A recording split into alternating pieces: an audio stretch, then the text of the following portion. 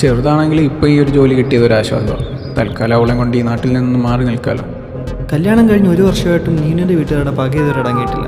ഇവരൊക്കെ ഇത് ഏത് നൂറ്റാണ്ടിലാണ് ജീവിക്കുന്നത്? അവരുടെ പക അങ്ങനൊന്നും തീരില്ല ടോണിച്ചായ.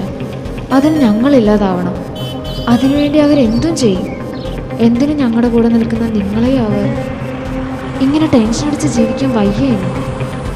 ഈ നാട് നിങ്ങളെയൊക്കെ വിട്ടുപോകാൻ മനസ്സുണ്ടായിട്ടല്ല. എങ്കിലും ഞങ്ങൾ പോവുക ടോണിച്ചായ, ഞങ്ങൾ പോവുക. നീ എന്തോ ഈ കാണിക്കുന്നത്? നല്ലൊരു ദിവസമായിട്ട് വെറുതെ. നിങ്ങൾ സന്തോഷമായിട്ടിരിക്കേ. ഇപ്പോൾ ഒരു ജോലി ശരിയല്ലേ, അതുപോലെ എല്ലാം ശരിയാവും. നിങ്ങളുടെ ഫസ്റ്റ് വെഡിങ് ആനിവേഴ്സറിക്ക് എല്ലാവരും വരുന്നുണ്ട്. നമുക്ക് അടിച്ചു പൊളിക്കണ്ടേ?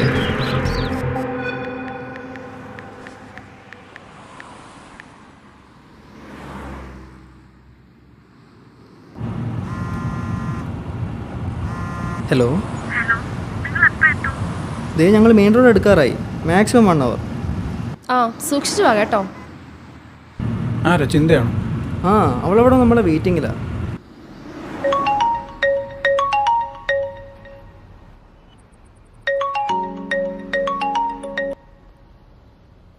പറയടാ. അവരൊക്കെ ഇപ്പൊ എത്തും. നീ എവിടാ? അതൊക്കെ ഞാൻ മേടിച്ചിട്ടുണ്ട്. നീ വേഗം വാ.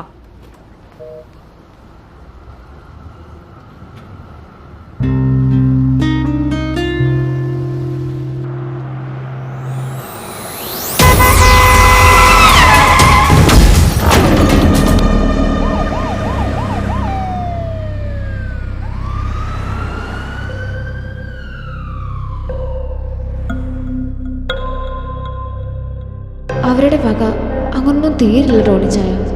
അതിന് ഞങ്ങളില്ലാതാവണം. അതിനുവേണ്ടി അവരെന്തും ചെയ്യും. എന്തിനും ഞങ്ങളുടെ കൂടെ നിൽക്കുന്ന നിങ്ങളെയും അവർ ഇങ്ങനെ ടെൻഷൻ അടിച്ച് ജീവിക്കാൻ വയ്യേനും. ഈ നാട് നിങ്ങളെയൊക്കെ വിട്ടുപോകാൻ മനസ്സുണ്ടായിട്ടല്ല. എങ്കിലും ഞങ്ങൾ പോവുക ടോണിച്ചായ, ഞങ്ങൾ പോവുക. ചങ്കായി കൂടെ വന്നവരെയാണ് പറിച്ചെടുത്ത് തീരണം. അതിന് കാരണക്കാരായവന്മാരെല്ലാം തീരണം.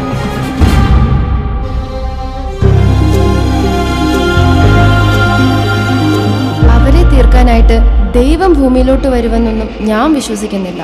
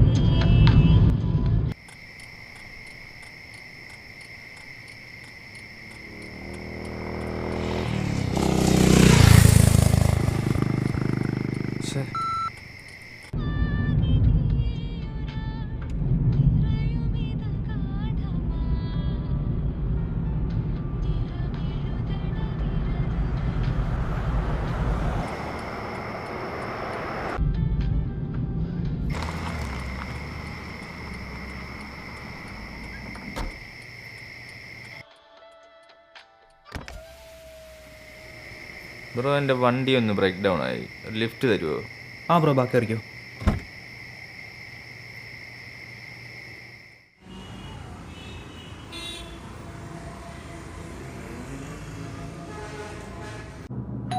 അവനെത്തിയും തോന്നുന്നല്ലോ.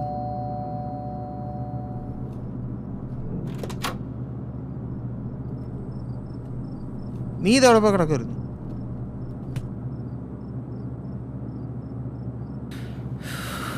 എന്നാടാ എന്നാ? എനിക്കൊരു സംശയം തോന്നി, അതാ ഞാൻ ചവിട്ട് ചെയ്തത്. എന്ത് സംശയം? എടാ, നമ്മുടെ റൂബിനില്ലേ, അവനെ പോലെ ഉണ്ടായിരുന്നു.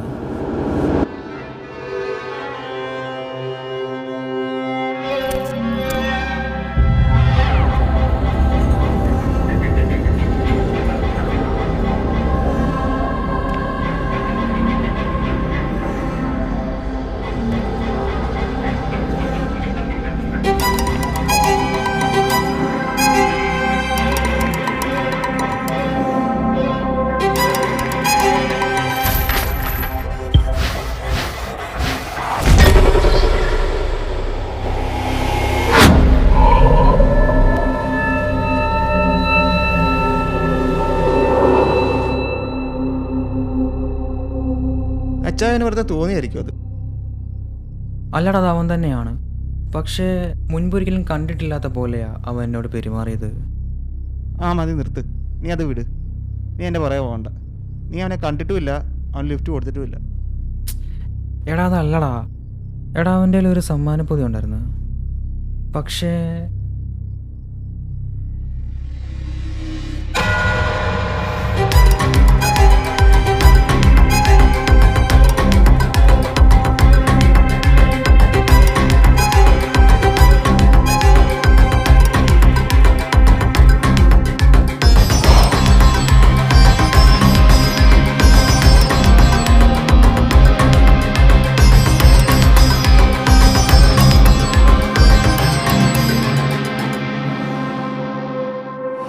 റോബിൻ വധക്കേസിൽ അന്വേഷണം തുടങ്ങിയപ്പോൾ ഉണ്ടായിരുന്ന കോൺഫിഡൻസ് എന്തോ എനിക്കും സജിക്കും എവിടെ നഷ്ടപ്പെട്ടു എന്നൊരു തോന്നൽ.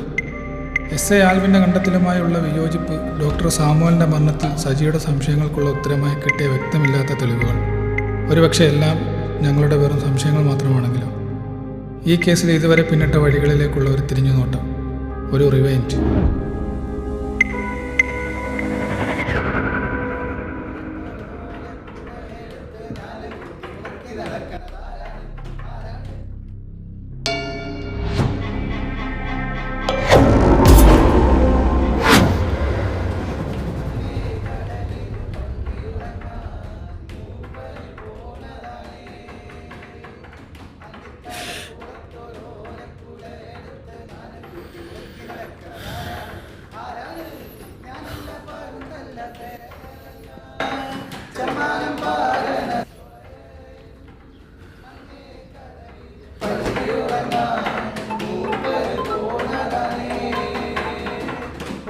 ഹലോ.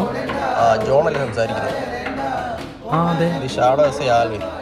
ആരാണ്? ഷാഡോ എസ് ഐ ആൽവിനാണ് സംസാരിക്കുന്നത്. ആരാണ്? എനിക്ക് ആ പഴയ റോബിൻ കേസിനെ പറ്റിയിട്ടുള്ള കുറച്ച് ഇൻഫർമേഷൻസ് വേണമായിരുന്നു. ഇനി നിനക്കൊക്കെ ഈ കേസ് എന്ന് പറഞ്ഞെങ്കിൽ ഇപ്പോൾ വരുന്ന സാറിനോട് അറിയാവുന്ന കാര്യങ്ങൾ വ്യക്തമായിട്ടങ്ങ് പറഞ്ഞേരെ. എനിക്കറിയാനുള്ളത് സാറിന് അറിയേണ്ട റോബിൻ്റെ കേസിനെ കുറിച്ചല്ലേ സാറേ? ആ കേസിൽ ഇവനോ ഞങ്ങൾക്ക് യാതൊരു ബന്ധവുമില്ല. ഇവനത് പെട്ടുപോയതാണ്. ദൈവത്തെ ഓർത്ത് ഇനി അത് പറഞ്ഞ് ഞങ്ങളെ ഉപദ്രവിക്കരുത്. അന്നുണ്ടായ കാര്യങ്ങളൊക്കെ ഞാൻ വ്യക്തമായിട്ട് പറഞ്ഞിട്ടുള്ളത് സാറേ. എനിക്ക് സാറിനോടും അതൊക്കെ തന്നെ പറയാനുള്ളത്. കൂടുതലൊന്നും എനിക്കും ചോദിക്കാനില്ല. അന്ന് എന്താ ഉണ്ടായെന്ന് വ്യക്തമായിട്ട് പറഞ്ഞാൽ മാത്രം മതി. സാറേ, ഞാൻ അന്ന് ഒരു ക്ലയൻറ്റിനെ കണ്ട് മടങ്ങി വരുന്ന വഴി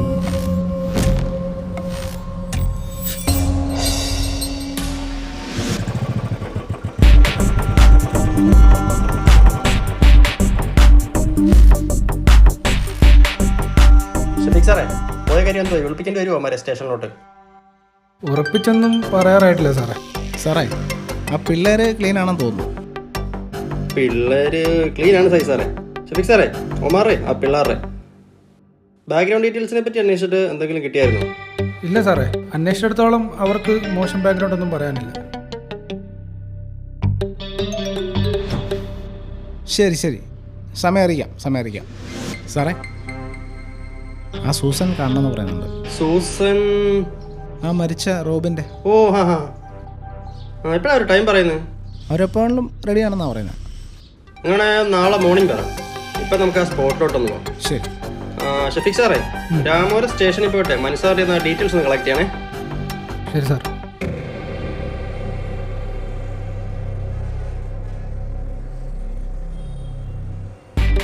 ലോക്കൽ പോലീസിന്റെ ഇൻവെസ്റ്റിഗേഷൻ റിപ്പോർട്ട് ചെയ്യാൻ നോക്കി. അതിലെവിടെയും ആ പ്രൈവറ്റ് ഇൻവെസ്റ്റിഗേറ്റർ പറഞ്ഞ മൊഴിയെ പറ്റി അതൊന്നും പറഞ്ഞിട്ടില്ല.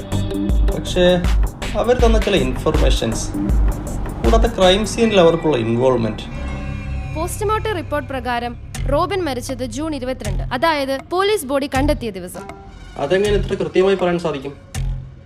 യഥാർത്ഥത്തിൽ റോബിൻ മരിക്കുന്നത് ജൂൺ 20, അതായത് അയാൾ മിസ്സിംഗ് ആയ ദിവസം തന്നെ. ബോഡി കിട്ടുമ്പോൾ റോബിൻ ധരിച്ചിരുന്ന watch, it's a very costly Rolex watch, അത് വെള്ളം കയറി നിലച്ച അവസ്ഥയിലായിരുന്നു. അതിലുണ്ടായ ഡേറ്റ് ജൂൺ 22 ഈ റോളക്സ് വാച്ചിനൊരു പ്രത്യേകതയുണ്ട്. ഇത് വെള്ളത്തിനടിയിൽ കിടന്നാലും 48 അവേഴ്സിന് ശേഷം മാത്രമേ പ്രവർത്തനം നിലയ്ക്കൂ.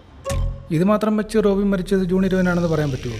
ഒരുപക്ഷെ ഈ ഡേറ്റ് മാനുവലി അഡ്ജസ്റ്റ് ചെയ്തായിക്കൂടെ? നോ, ഒരിക്കലും ആത്മഹത്യ ചെയ്യാൻ പോകുന്ന ഒരാൾ അങ്ങനെ ചെയ്യില്ല. പക്ഷെ ഒരു കൊലപാതകയ്ക്കാനും സാധിച്ചേക്കും.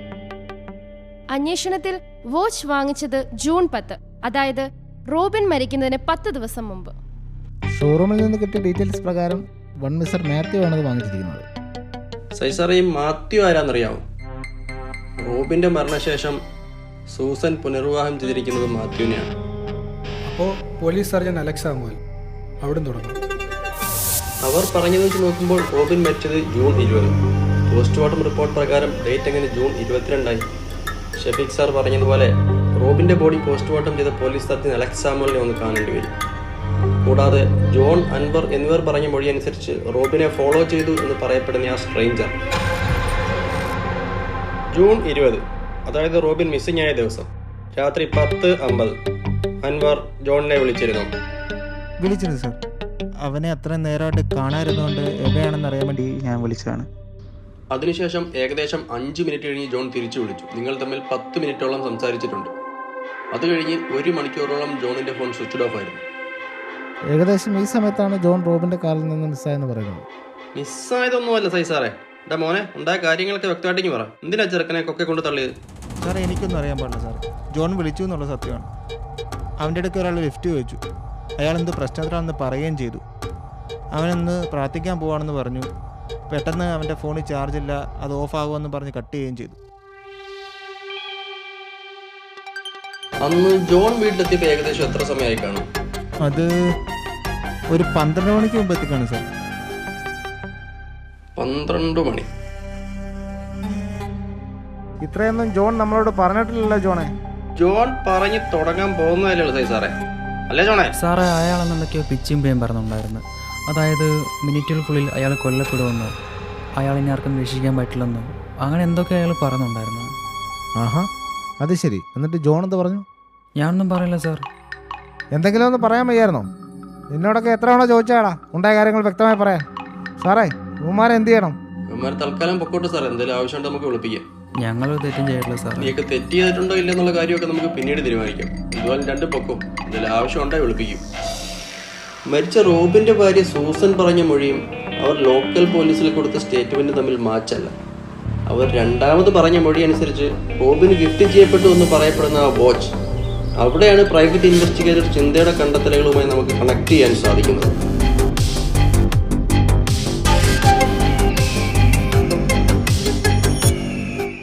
മാഡം, ബുദ്ധിമുട്ടിച്ചതിൽ ക്ഷമിക്കണം. കേസിൻ്റെ ചില ക്ലാരിഫിക്കേഷൻ ഞാൻ വിളിച്ചപ്പോൾ പറഞ്ഞിരുന്നല്ലോ. ഏയ്, ബുദ്ധിമുട്ടൊന്നുമില്ല സാർ. ഇതിനു മുമ്പും കേസുമായിട്ട് ഞാൻ സഹകരിച്ചിട്ടുണ്ടല്ലോ. റോബിൻ മരിക്കുന്ന സമയത്ത് നിങ്ങൾ സെപ്പറേറ്റഡ് ആയിരുന്നില്ലേ? ആ, ഒരു 3 മാസം പോലും ഒരുമിച്ച് ജീവിക്കാൻ ഞങ്ങൾക്ക് കഴിഞ്ഞിട്ടില്ല. ഇത്ര പെട്ടെന്ന് തന്നെ പിരിയാൻ എന്തായിരുന്നു കാരണം? ആ കാരണങ്ങളൊക്കെ ഫാമിലി കോർട്ട് കൺവിൻസ് ചെയ്തിട്ടാണ് ഞാൻ ഡിവോഴ്സ് വാങ്ങിച്ചത്. So it is none of your business. Susan, cool. നിങ്ങളെ സ്റ്റേഷനിലേക്ക് വിളിച്ച് ബുദ്ധിമുട്ടിക്കാതിരിക്കുന്ന മാന്യത ഞങ്ങൾ കാണിച്ചു. തിരിച്ചും ആ മാന്യത ഞങ്ങൾ പ്രതീക്ഷിക്കുന്നു. റോബിൻ മിസ്സായ രാത്രി ഏതാണ്ട് അതേ സമയത്ത് നിങ്ങൾ വിവേക് എന്നൊരാളിനെ വിളിച്ചിരുന്നു. ഈ വിവേക് ഉണ്ടായിരുന്നതാണെങ്കിൽ റോബിൻ മിസ്സായ സെയിം ടവർ ലൊക്കേഷനിൽ നിന്ന് ഒരു 500 മീറ്റർ മാത്രം അകലെയാണ്. സാർ, ആ സിം എൻ്റെ പേരിലുള്ളതാണ്. പക്ഷെ അത് യൂസ് ചെയ്യുന്ന എൻ്റെ ഹസ്ബൻഡ് മാത്യൂസും. ഈ പറഞ്ഞ വിവേക് എൻ്റെ ഹസ്ബൻഡിൻ്റെ ബിസിനസ് പാർട്ട്ണറും. ബിസിനസ് പാർട്ട്ണറാണോ അതോ ക്രൈം പാർട്ട്ണറാണോ എന്നുള്ള കാര്യം ഇന്നറിയാം. കാരണം ഈ പറയുന്ന വിവേക് ഇപ്പം ഞങ്ങളുടെ കസ്റ്റഡിയാണുള്ളത്. റോബിൻ മരിക്കുമ്പോൾ ധരിച്ചിരുന്ന വാച്ച് എ കോസ്റ്റ്ലി വൺ. ആ അതെ, അത് ഞാൻ ഗിഫ്റ്റ് കൊടുത്തതാണ്. മാരേജ് കഴിഞ്ഞ് 3 മാസം പോലും നിങ്ങൾ ഒരുമിച്ച് ജീവിച്ചിരുന്നില്ല എന്നല്ലേ പറഞ്ഞത്? കുറച്ച് ദിവസങ്ങൾ ഞങ്ങൾ ഒരുമിച്ച് കഴിഞ്ഞിരുന്നു. അപ്പോൾ ഈ ദിവസങ്ങളിൽ എപ്പോഴെങ്കിലും നൽകിയ സമ്മാനമായിരിക്കും ഈ വാച്ച്, അല്ലേ? യാ, ഡെഫിനറ്റ്ലി. ഓക്കെ, എന്തെങ്കിലും ആവശ്യമുണ്ടെങ്കിൽ വിളിപ്പിക്കും.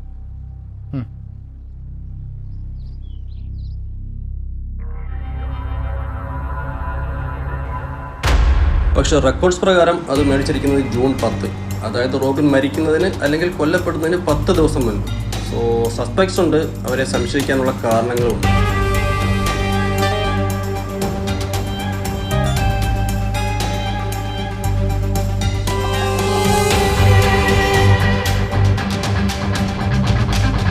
ജോൺ പറഞ്ഞതനുസരിച്ച് പ്രാർത്ഥിക്കാൻ പോയ കുരിശയുടെ ഏകദേശം 50 മീറ്റർ പിന്നിലായാണ് കാർ പാർക്ക് ചെയ്തിരിക്കുന്നത്. കുരിശയുടെ മുമ്പിൽ തന്നെ ഇത്രയും വിശാലമായ സ്ഥലം കിടക്കുമ്പോൾ എന്തിന് ജോൺ 50 മീറ്റർ പിന്നിലായി കാർ പാർക്ക് ചെയ്യണം? അൻവറിൻ്റെ മൊഴിയിൽ കൃത്യം 11 മണിക്ക് തന്നെ ജോൺ അൻവറിനെ വിളിച്ചിട്ടുണ്ട്. അവരുടെ കോൺവെർസേഷന് ശേഷം ഫോൺ ചാർജ് തീർന്നു എന്നും ഫോൺ സ്വിച്ച് ഓഫ് ആകുന്നു എന്നും പറഞ്ഞാണ് ഫോൺ വെക്കുന്നത്. പക്ഷേ ഏകദേശം അരമണിക്കൂറിന് ശേഷം അൻവർ 3 പ്രാവശ്യം ജോണിനെ വിളിക്കാൻ ശ്രമിച്ചിട്ടുണ്ട്. ജോണിൻ്റെ മൊബൈൽ സ്വിച്ച് ഓഫ് ആണെന്ന് അറിയാമായിരുന്നിട്ടും എന്തിന് അൻവർ ജോണിനെ വിളിക്കാൻ ശ്രമിക്കണം, അതും 3 തവണ? സർ, ഒരുപക്ഷെ അൻവറിൻ്റെ മൊബൈലിൽ നിന്നും മറ്റാരെങ്കിലും വിളിച്ചതാണെങ്കിലോ? ജോണിൻ്റെ മൊബൈൽ സ്വിച്ച് ഓഫ് ആണെന്ന് അറിയാൻ വയ്യാത്ത മറ്റാരെങ്കിലും? പോസിബിലിറ്റി ഉണ്ട്. മറിച്ച് അൻവർ പറയുന്നത് കളവാണെങ്കിലോ? 11 മുതൽ 12 മണി വരെയുള്ള ടൈമിൽ ജോണിൻ്റെ ഫോൺ സ്വിച്ച് ഓഫ് ആയിരുന്നുള്ള കാര്യത്തിൽ യാതൊരു സംശയവുമില്ല. 11:20 സൂസൻ വിവേകിനെ വിളിക്കുന്നത്. ഈ സമയം വിവേക് റോബിൻ മിസ്സായ അതേ ടവർ ലൊക്കേഷനിലുണ്ടായിരുന്നു. റോബിൻ മിസ്സായ സ്ഥലത്ത് നിന്നും ഏകദേശം 500 മീറ്റർ അകലെ. അതിനുശേഷം സൂസൻ 2 നമ്പറിലേക്ക് വിളിച്ചിട്ടുണ്ട്. ഒന്ന് ഡോക്ടർ അലക്സ് സാമുവൽ, മറ്റേ നമ്പർ ജൂൺ 20 ശേഷം ഇതുവരെ ഓണായിട്ടില്ല. അന്വേഷണത്തിലാണെങ്കിൽ അതൊരു ഫേക്ക് ഐഡിയിൽ നിന്ന് എടുത്ത സിമ്മാണെന്ന് തെളിഞ്ഞിട്ടുണ്ട്. റോബിൻ്റെ മരണവുമായി സൂസന് നേരിട്ടോ അല്ലാതെയോ ഉറപ്പായും ബന്ധമുണ്ട്. Police surgeon Alex Samuel. റോബിൻ്റെ മരണം ജൂൺ 20 തെളിയിക്കുന്നതിനുള്ള ആ പ്രൈവറ്റ് ഇൻവെസ്റ്റിഗേറ്ററുടെ വാദം ശരിയാണെന്ന് തെളിഞ്ഞാൽ സംശയിക്കുന്നവരുടെ ലിസ്റ്റിലേക്ക് അലക്സ് സാമുവലിൻ്റെ പേരോടെ ചേർത്ത് വായിക്കേണ്ടി വരും.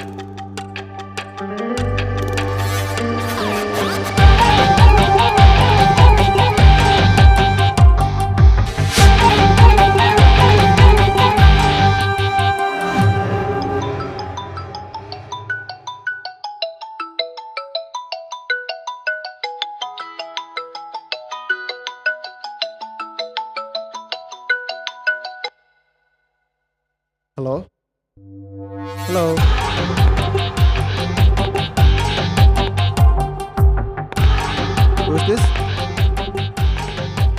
ആരാ?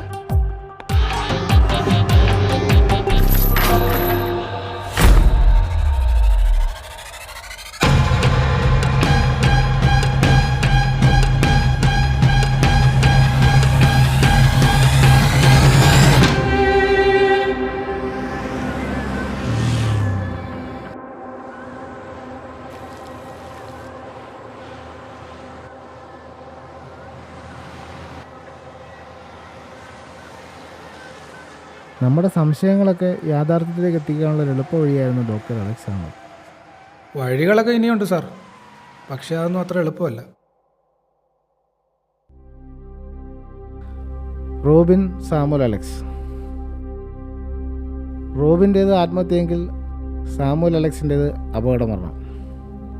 ഇത് കൊലപാതകമാണെന്ന് നമ്മളെ കൊണ്ട് തെളിയിക്കാൻ കഴിഞ്ഞാൽ ഒന്നെനിക്കുറപ്പാണ്, ഇത് രണ്ടും ചെയ്തിരിക്കുന്നത് ഒരാൾ തന്നെയാണ്. വെറുമൊരു ഗിഫ്റ്റ് ബോക്സിൻ്റെ സിമിലാരിറ്റി വെച്ച് നമുക്കങ്ങനെ ഒരു കൺക്ലൂഷനിലെത്താൻ സാധിക്കുന്നു. ഈ ഗിഫ്റ്റ് ബോക്സുകൾക്ക് ഏകദേശം 5 വർഷത്തോളം പഴക്കമുണ്ട്. 5 വർഷങ്ങൾക്ക് മുമ്പ് ഒരേ ദിവസം തന്നെയാണ് ഗിഫ്റ്റ് ബോക്സ് വാങ്ങിച്ചിരിക്കുന്നത്. ഇത് വാങ്ങിച്ച ആളെ ഷോപ്പ് ജീവനക്കാരനും ഓർത്തെടുക്കാൻ സാധിക്കുന്നില്ല. പിന്നെ വേറൊന്നുകൂടി അയാൾ പറഞ്ഞു, അന്നേ ദിവസം 2 അല്ല ഒരേ തരത്തിലുള്ള 3 ഗിഫ്റ്റ് ബോക്സുകളാണ് അവരുടെ ഔട്ട്ബോർഡ് റെക്കോർഡ് പ്രകാരം അയാൾ വാങ്ങിച്ചിരിക്കുന്നത്. എന്നുവെച്ച് സംശയിക്കുന്നത് തന്നെ കൊലയാളി ഇപ്പം 3ാമന് വേണ്ടിയിട്ടുള്ള കെണിയൊരുക്കിയിട്ടുണ്ടാവും.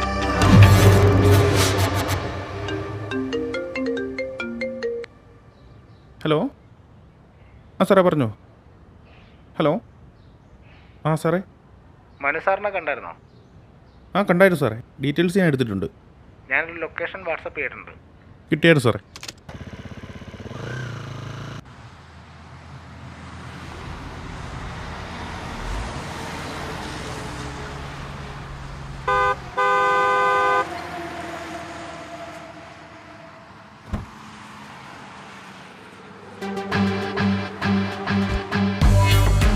സാമുവൽ ജോൺ മരിക്കുന്നതിന് തൊട്ടു മുമ്പ് അദ്ദേഹത്തിന് വന്നൊരു കോൾ. അന്വേഷണത്തിൽ ഈ നമ്പർ മുസ്തഫ എന്നൊരു ലോറി ഡ്രൈവറാണ് തെളിഞ്ഞിട്ടുണ്ട്. ഈ മുസ്തഫ 4 വർഷങ്ങൾക്ക് മുമ്പ് നടന്നൊരു ആക്സിഡൻറ്റ് കേസുമായി ബന്ധപ്പെട്ട് 2 വർഷം ജയിൽ ശിക്ഷ അനുഭവിച്ചിരുന്നു. സാമുവൽ ജോണും മുസ്തഫയും തമ്മിലുള്ള ബന്ധം, അന്ന് ആക്സിഡൻറ്റിൽ കൊല്ലപ്പെട്ടത് സാമുവൽ ജോണിൻ്റെ മകളും മരുമകനുമായിരുന്നു. ശിക്ഷ കഴിഞ്ഞിറങ്ങിയ മുസ്തഫ പിന്നീട് ആത്മഹത്യ ചെയ്തിരുന്നു. പക്ഷേ ആ നമ്പർ... ഡോക്ടർ സാമുവൽ മരിക്കുന്നതിന് 4 ദിവസം മുമ്പ് എട്ടാമല എന്നൊരു സ്ഥലത്തേക്ക് അദ്ദേഹം പോയിരുന്നു. ഈ എട്ടാമല എന്ന് പറയുന്നത് തമിഴ്നാട് ബോർഡറിനടുത്തുള്ള ഒരു കുഗ്രാമമാണ്. അവിടെയുള്ളൊരു സെൻറ് ആൻ്റണീസ് ചർച്ച്, അവിടേക്കാണ് അദ്ദേഹം പോയത്. കാര്യങ്ങൾക്ക് കുറച്ചുകൂടി വ്യക്തത വന്നിരിക്കുന്നു. വിവേകിൻ്റെ മൊഴി അനുസരിച്ച് റോബിൻ മരിക്കുന്നതിന് ഒരാഴ്ച മുമ്പ് തമിഴ്നാട് പോയിരുന്നു. ഒരുപക്ഷെ ഡോക്ടർ സാമുവൽ പോയ അതേ സ്ഥലത്ത് തന്നെയാണെങ്കിലോ റോബിനും പോയത്. സാറേ, ഈ സെൻറ് ആൻ്റണീസ് ചർച്ചിലുള്ള ഒരു ഫാദർ ഡാനിയൽ, ഈ ഡാനിയൽ അച്ഛൻ ഏകദേശം 5 വർഷങ്ങൾക്ക് മുമ്പ് പാലിയങ്കര പള്ളിയിലെ വികാരിയായിരുന്നു. ഈ പാലിങ്കര ഇടവകയിലുള്ളതല്ലേ ഡോക്ടർ അലക്സ് സാമുവലും റോബിനും? അതെ, അപ്പം ഫാദർ ഡാനിയലിന് ഒരുപക്ഷെ നമ്മളെ സഹായിക്കാൻ സാധിച്ചേക്കും. ഇനി ഈ കേസിൽ നമ്മളെ ആർക്കെങ്കിലും സഹായിക്കാൻ കഴിയുമെങ്കിൽ അത് ഫാദർ ഡാനിയലിനായിരിക്കും.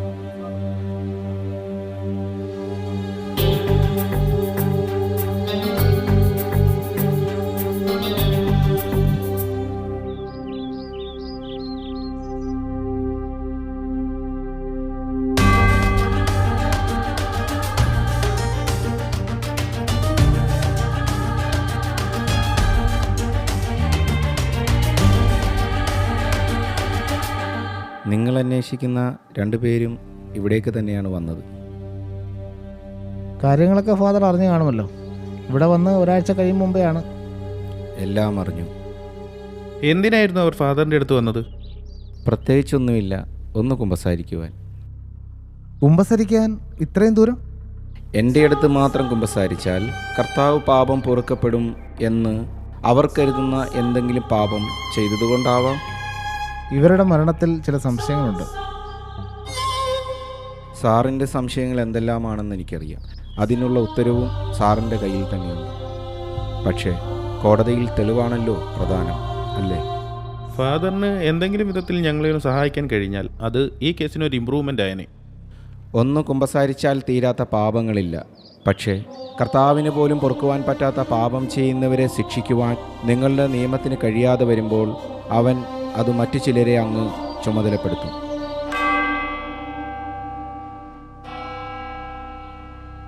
സന്ധ്യാപ്രാർത്ഥനയ്ക്ക് സമയമായി. ഞാനങ്ങോട്ട്.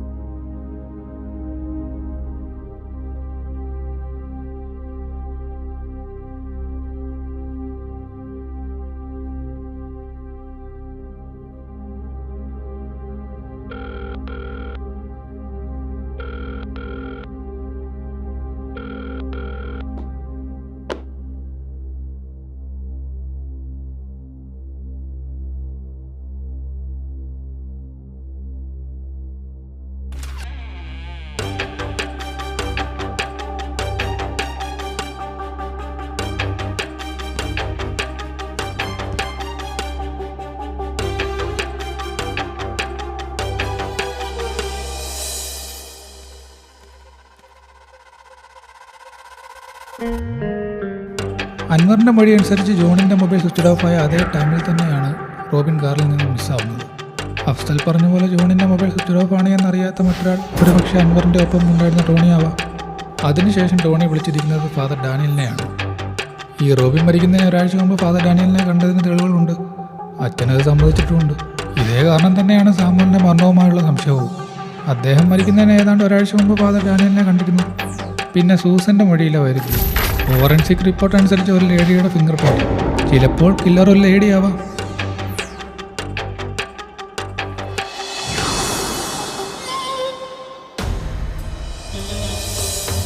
സാമുവലിൻ്റെ മകൾ നീനുവും കെവിനും തമ്മിലുള്ള ബന്ധത്തിൽ സാമുവലിന് മാത്രമല്ല എതിർപ്പുണ്ടായിരുന്നത്. കല്യാണത്തിന് ശേഷവും പലതരത്തിലുള്ള ഭീഷണികൾ സാമുവലിൻ്റെ കുടുംബത്തിൽ നിന്ന് ഇവർക്ക് നേരിടേണ്ടി വന്നിട്ടുണ്ട്. അതിനെതിരെ പാലിയങ്കര സ്റ്റേഷനിൽ കെവിൻ പരാതിയും കൊടുത്തിട്ടുണ്ട്.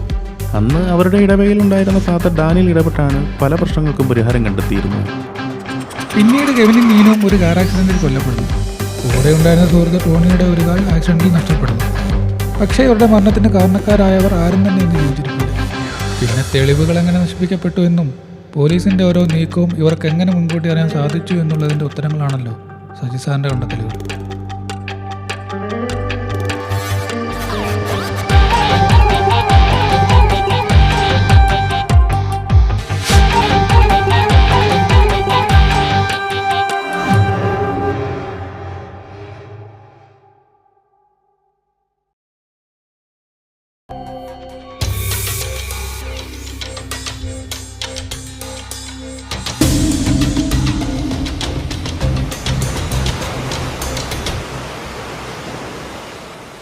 It's a date game.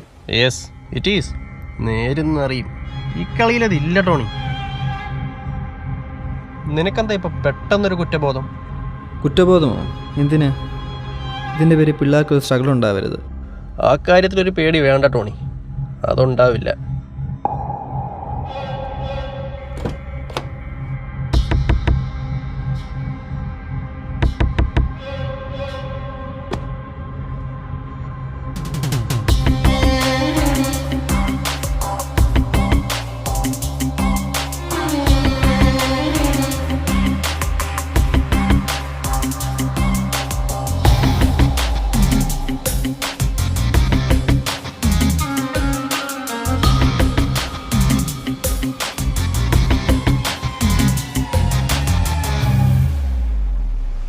എല്ലാം റെഡിയാണ്. ഇനി എന്താ വേണ്ടത് മാത്രം പറഞ്ഞാൽ മതി. ഇനിയല്ല ഏറ്റു പറഞ്ഞ് അകത്തുപോയി കിടക്കാനാണെങ്കിൽ അങ്ങനെ. അകത്തുപോയി കിടക്കാനായിരുന്നെങ്കിൽ ഇവനൊക്കെ 5 വയസ്സും കൂടുന്നത് കാത്തിരിക്കേണ്ടായിരുന്നല്ലോ.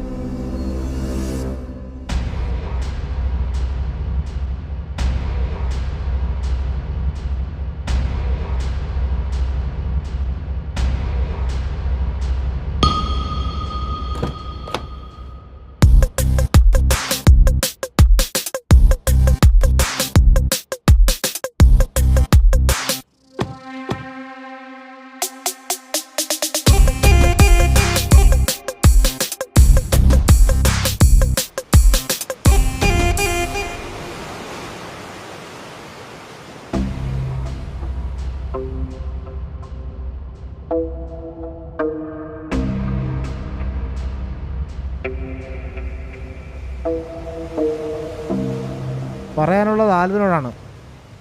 ആൻഡോ എന്ന ആൽവിനോട്. നിന്നോടൊക്കെ ഒരുപാട് ചോദിക്കാനും പറയാനുണ്ട്, പക്ഷെ അതൊന്നും ഇവിടെ വെച്ചല്ല. നിങ്ങളൊക്കെ മനഃപൂർവ്വം മറന്നു കളഞ്ഞ ചില ചോദ്യങ്ങളുണ്ട്. ആ ചോദ്യങ്ങളും അതിനുള്ള ഉത്തരങ്ങളും ഇപ്പോൾ ഇവിടെ വെച്ചങ്ങ് പറയുക. ഞങ്ങൾക്ക് പറയാനുള്ളതൊക്കെ ഇതിനകത്തുണ്ട്.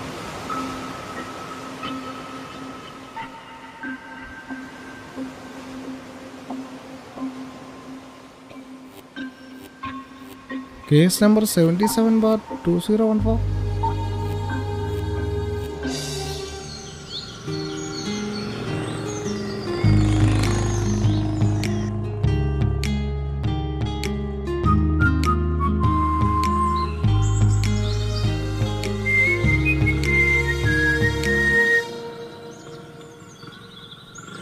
അളിയ ഇപ്പം ചെന്ന് അച്ഛനെ കൈയോടെ പോക്കാം. അങ്ങേര് ഇത്ര നേരത്തെ അങ്ങ് പോകും. പിന്നെ ചില ദിവസം അങ്ങേരെ ഉടങ്ങി കിടക്കും. എന്തോ അച്ഛൻ്റെ മറയ്ക്കാൻ പറ്റുമോ? കഴിഞ്ഞ ആഴ്ച അങ്ങേരുടെ കയ്യിൽ നിന്ന് 1000 മറിച്ചതാ. വീണ്ടും വീണ്ടും ചെന്ന അങ്ങേരെ ആട്ടിത്തുപ്പായിരുന്ന കൊള്ളാം. എന്തായാലും സമരവേദ കേട്ടോ. കൈയോടാൻ ചെല്ലാൻ പറ്റുമോ? അതെ കാണുമോ എന്നാണ് ഒരു ഡൗട്ട്.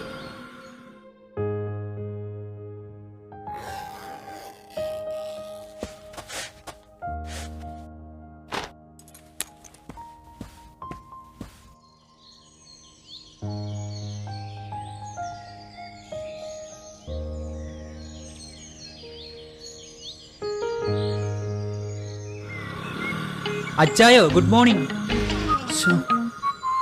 എന്താ ഇവിടെ രാവിലെ തന്നെ എല്ലാം കൂടെ? നിനക്കൊന്നും ക്ലാസ് ഇല്ലയോ? സ്ട്രൈക്ക്. ശരിയപ്പോൾ വൈകിട്ട് കാണാം.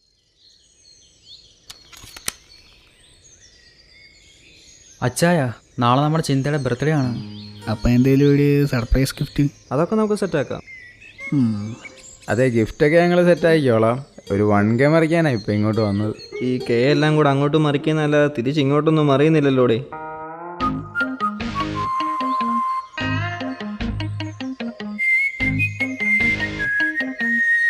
വെച്ച് ഞെരടാതെ ചായ. അപ്പോൾ ശരി ചായ, നമുക്ക് വൈകിട്ട് കാണാം. ഓക്കെ ചായ. നിങ്ങളിനി എന്നാ പരിപാടി? എന്തായാലും ഇവിടം വരെ വന്നതല്ലേ, ഇനിയിപ്പോൾ എന്തെങ്കിലും കഴിച്ചുകൊണ്ട് പോകാമെന്ന് വെച്ചാൽ മതി.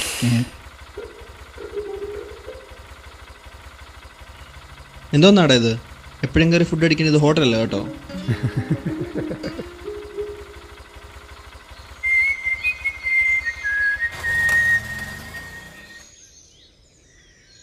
എടാ അങ്ങേറി ചീഞ്ഞ കോമഡിക്ക് ഇതിന് മാത്രം ചിരിക്കേണ്ട വല്ല കാര്യമുണ്ടോ? പിന്നെ എന്നിട്ട് വേണം ആ കാശ് അങ്ങനെ തിരിച്ചു വയ്ക്കാൻ. അല്ല നീയും ചിരിച്ചല്ലോ. എനിക്ക് അടുത്ത ആഴ്ച ഒരു 1K മറിക്കാനുണ്ട്. അതുകൊണ്ടാണ്.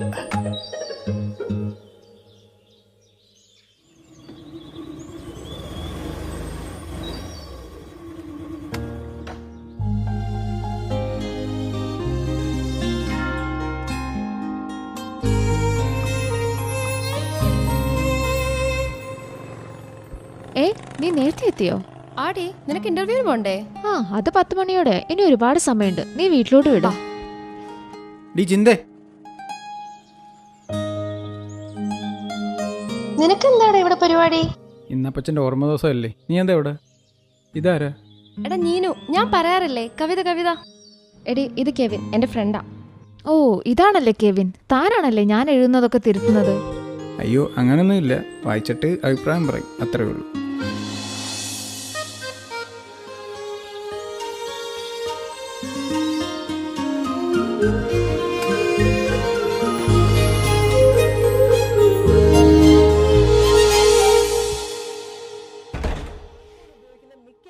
നേരിടുന്ന ഒരു പ്രശ്നമാണ് മൊബൈൽ ഫോണിന്റെ സ്റ്റോറേജ് സ്പേസ് ഫുൾ ആകുന്നത്. ഇത് എങ്ങനെ പരിഹരിക്കാമെന്നാണ് ഇന്നത്തെ വീഡിയോ. ഹലോ, നമസ്കാരം, ഞാൻ RJ Anjali.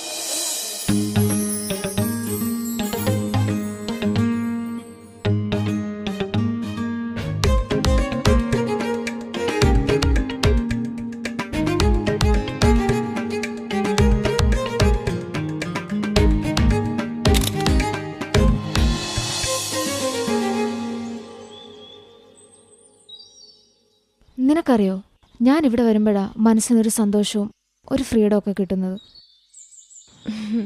You are very lucky. നിനക്ക് നല്ല ഫ്രണ്ട്സ് ഉണ്ട്, നിന്റെ ഇഷ്ടങ്ങളൊക്കെ സാധിച്ചു തരുന്ന പേരൻസ് ഉണ്ട്. Actually I'm so jealous of you. എന്നാ നീ ഇവിടെ തന്നെ കൂടിക്കോ. ആ, അതിനെപ്പറ്റി ഞാൻ ആലോചിക്കുന്നുണ്ട്. എന്തായാലും എൻ്റെ ജോലിയുടെ കാര്യം ശരിയാവട്ടെ, പിന്നെ ഇവിടെ തന്നെ കൂടിയാലോ എന്ന് ഞാൻ വിചാരിക്കുക. വീട്ടുകാരിൽ നിന്നെങ്കിലും രക്ഷപ്പെടാമല്ലോ. നിനക്ക് വീട്ടുകാരോട് എന്താ ഇത്ര എതിർപ്പ്? അതൊന്നും പറഞ്ഞാൽ നിനക്ക് മനസ്സിലാവില്ല. നീ പറഞ്ഞില്ലേ എൻ്റെ ഇഷ്ടങ്ങളെല്ലാം എൻ്റെ പേരൻസ് സപ്പോർട്ട് ചെയ്യാറുണ്ട്. ശരിയാണ്, പക്ഷേ എൻ്റെ ഇഷ്ടങ്ങളെല്ലാം അവർക്കൂടെ പ്രിയപ്പെട്ടതാകണം എന്നെനിക്ക് നിർബന്ധമുണ്ട്. നിനക്കറിയോ, അവരുടെ ഇഷ്ടത്തിനനുസരിച്ചാണ് ഞാൻ ഇത്രയും നാൾ ജീവിച്ചത്. സ്നേഹത്തോടെ എന്നെ മോളിൽ നിന്ന് പോലും ഇതുവരെ വിളിച്ചിട്ടില്ല. എനിക്കിഷ്ടമുള്ള കോളേജ് പഠിക്കാനോ ഇഷ്ടപ്പെട്ട കോഴ്സ് പഠിക്കാനോ എനിക്കൊന്നും സാധിച്ചിട്ടില്ല. ഡാ, നീ വിഷമിക്കണ്ട. ഇപ്പം നമ്മുടെ ലൈഫിൽ മെയിനായിട്ട് വേണ്ടതൊരു ജോലിയാണ്. അത് കഴിഞ്ഞ് പിന്നെ ഫാമിലി ലൈഫ് ആകും, അങ്ങനെ കൂടി കൂടി വരുന്ന റെസ്പോൺസിബിലിറ്റീസ്. അപ്പോൾ ഇപ്പോൾ ഉള്ള പല സൗഹൃദങ്ങളും ചെറു പുഞ്ചിരിയിൽ ഒതുങ്ങുന്ന ബന്ധങ്ങളായി മാറും. എടാ, അങ്ങനെ ലൈഫ് ആസ്വദിക്കണമെങ്കിൽ അത് നമ്മൾ ഇഷ്ടപ്പെടുന്ന ആളോട് ജീവിക്കണം. നീ പറയുന്നത് എന്താണെന്നൊക്കെ എനിക്ക് മനസ്സിലാവുന്നുണ്ട്. കെവിൻ പാവാ, പക്ഷേ എനിക്കറിയാം എൻ്റെ വീട്ടുകാരുടെ സമ്മതത്തോടൊന്നും നടക്കും. പക്ഷേ ഞാൻ നല്ലപോലെ ആലോചിച്ചെടുത്ത തീരുമാനമാണ്.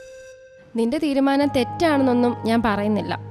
കെവിൻ നല്ലവനാ, അവനൊരു അമ്മ മാത്രമേ ഉള്ളൂ. പക്ഷേ നിന്റെ ഈ തീരുമാനം കൊണ്ട് ആർക്കും നഷ്ടമൊന്നും ആവാതിരുന്നാൽ മതി. ശേ, നീ എന്തിനാ വിഷമിക്കുന്നേ? നിനക്ക് ഞങ്ങളൊക്കെ ഇല്ലേ? ബാ, നമുക്ക് വഴിയുണ്ടാക്കാം.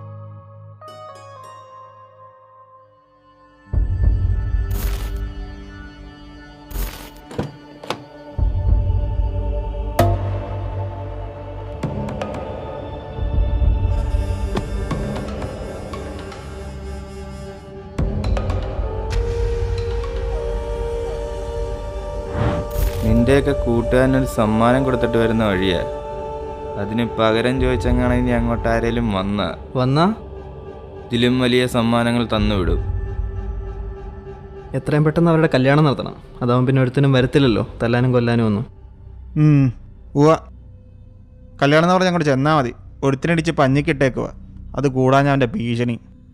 എടാ നമുക്ക് എന്നാ ചെയ്യാൻ പറ്റും? ഒന്നും ചെയ്യാൻ പറ്റിയില്ലേനും അവനെ ഇടിച്ചതിന് ഒരു ഇടിയെങ്കിലും തിരിച്ചു കൊടുക്കണം. ഇരുട്ടടിയെങ്കിൽ ഇരുട്ടടി, വെളിച്ചത്തിൽ കൊടുക്കാൻ പറ്റിയ അത്രയും നല്ലത്.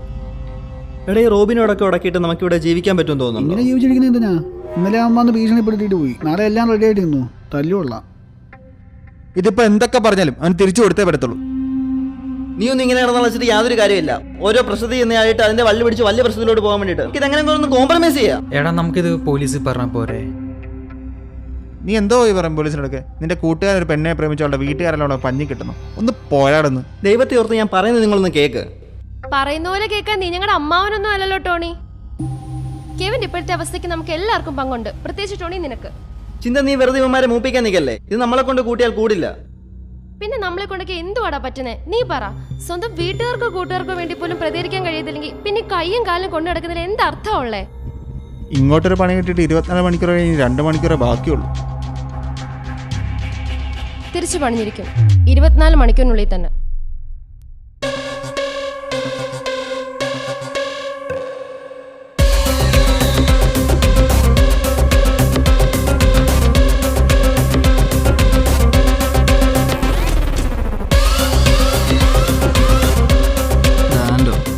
ടൂൾസ് റെഡി അല്ലേ?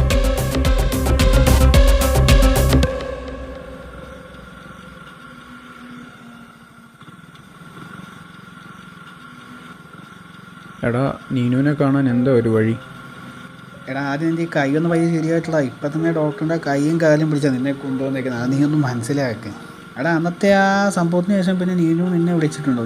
നീനു എനിക്ക് ലാസ്റ്റ് അയച്ച മെസ്സേജാണിത്. എന്നെ ഇവിടെ പൂട്ടിയിട്ടിരിക്കുകയാണ്. എത്രയും പെട്ടെന്ന് നമുക്ക് രക്ഷപ്പെടണം, അല്ലെങ്കിൽ അവർ കൊന്ന ആളേനും മടിക്കില്ല. അതിനുശേഷം വിളിച്ചിട്ടും കിട്ടുന്നില്ല. ഫോൺ സ്വിച്ച് ഓഫ് എന്നാ പറയുന്നത്. ഇല്ലടാ അങ്ങനെ നീ പേടിക്കൊന്നും വേണ്ടടാ, ഞങ്ങളൊക്കെ ഇല്ലടാ നിൻ്റെ കൂടെ. അച്ഛനാണെങ്കിൽ എന്തൊക്കെയോ കുറേ പ്ലാനൊക്കെ ഇട്ട് വെച്ചിട്ടുണ്ട്. പേടിക്കേണ്ട കാര്യമൊന്നുമില്ല. ചവിട്ട് ചവിട്ട്.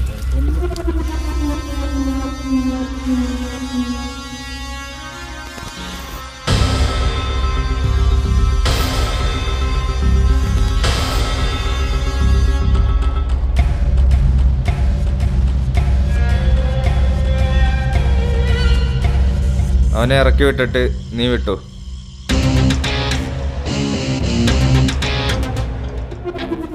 ഇന്നലെ നിന്റെ കൂട്ടുകാരൻ നമുക്കിട്ടൊന്ന് ചൊറിഞ്ഞായിരുന്നു. അതിനുള്ള മറുപണി ചെയ്തു കേട്ടോ.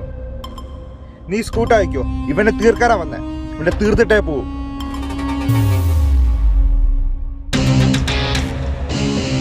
തീർക്കാനാണ് ഞങ്ങൾ 4 പേരെ തീർത്തേക്കണം.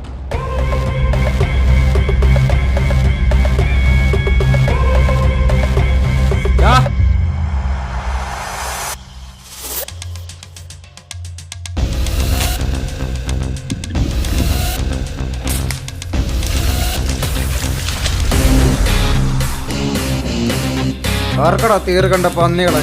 പച്ചയ്ക്ക് കത്തിച്ചോളെ എല്ലാത്തിനും കേട്ടോ.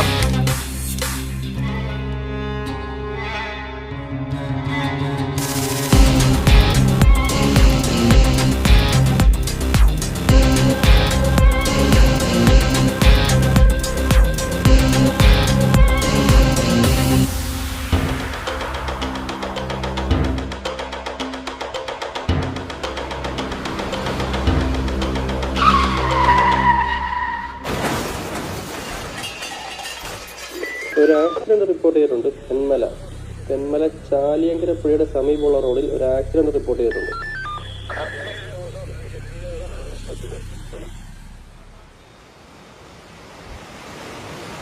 നീയൊക്കെ കൂടെ ആക്സിഡന്റ് കേസാക്കി മാറ്റിയ കെവിൻ്റെയും മർഡർ കേസ്. റോബിനും നീയും കൂടെ നടത്തിയ സകല ക്യാഷ് ഡീലിങ്സും പിന്നെ ഡ്രഗ്സും. ഡ്രഗ്സ് ഫാബ്രിക്കേറ്റഡ് ആണ്, ബട്ട് വിത്ത് കൺക്ലൂസീവ് എവിഡൻസ്. കാരണം ഞങ്ങൾ ശിക്ഷിക്കപ്പെടേണ്ടവരല്ല. സാർ എന്താണ് ഇതൊക്കെ? Tony, police surgeon Alexander Robin എന്നിവരുടെ മരണവുമായി ബന്ധപ്പെട്ട് ഞങ്ങൾക്ക് നിങ്ങളെ ചോദ്യം ചെയ്തേ മതിയാവും. അതിനുള്ള ഉത്തരം തൽക്കാലം ഈ സാർ പറഞ്ഞത്. ഷെഫീഖ് സാറിന് ഇതിനകത്ത് വലിയ റോളൊന്നുമില്ല. പിന്നെ സ്വന്തം മകളെ കൊന്നവനും അതിന് കൂട്ടുനിന്നവനൊക്കെ പിന്നെ ജീവിച്ചതിനായിട്ട് എന്ത് കാര്യമാ? ഓർത്തോ, അത് കാരണം നീ ഒന്നും പുറത്തുണ്ടാവില്ല. ഞങ്ങൾ ഇവിടെയൊക്കെ തന്നെ ഉണ്ടാവും സാറേ. ഇവനെപ്പോഴുള്ളവർ നിയമത്തെ നോക്കുകുത്തിയാക്കിയപ്പോൾ ഞങ്ങൾക്ക് നഷ്ടപ്പെട്ടത് ഞങ്ങളുടെ കൂട്ടുകാർ കിട്ടുന്ന ഭീതിയാണ് സാർ. അത് ഞങ്ങളങ്ങ് നടപ്പാക്കി. കരുത്തായ ദൈവത്തിൻ്റെ കരങ്ങളും 2 ആത്മാക്കളുടെ പ്രാർത്ഥന ഞങ്ങൾക്കൊപ്പം ഉണ്ട്. പിന്നെ സജി, നീ ഒന്നോർത്തോ, സമ്മാനപ്പദകളിൽ ഒന്നിനിയും ബാക്കിയുണ്ട്.